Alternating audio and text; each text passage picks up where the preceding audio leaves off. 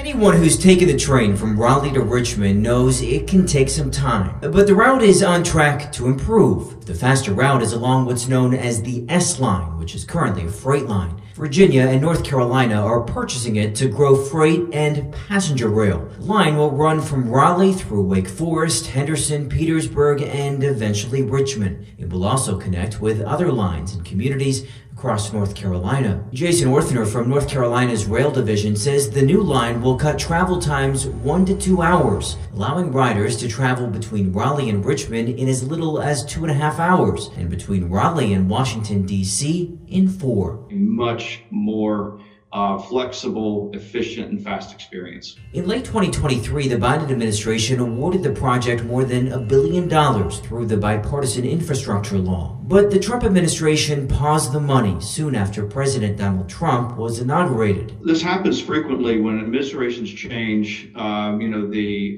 priorities of that administration will look at different terms and conditions. Over the past year, Orthner says his office has worked to alleviate any concerns. And Congresswoman Raleigh-Richmond, who represents the Durham area, says she's been pushing for the funds to be restored. We've written letters, we've called in to make sure that that funding was on track. And last month, the state learned some of the project's federal money had been restored, putting the project back on track. We're not just talking about being able to move from point A to point B just for the purpose of that, but the connection for education, jobs, commerce. And while there are still some hurdles to cross, Orthner says they hope to start service between Raleigh and Wake Forest in the early 2030s and service to Richmond at some point beyond that. In Washington, Reuben Jones, Spectrum News 1.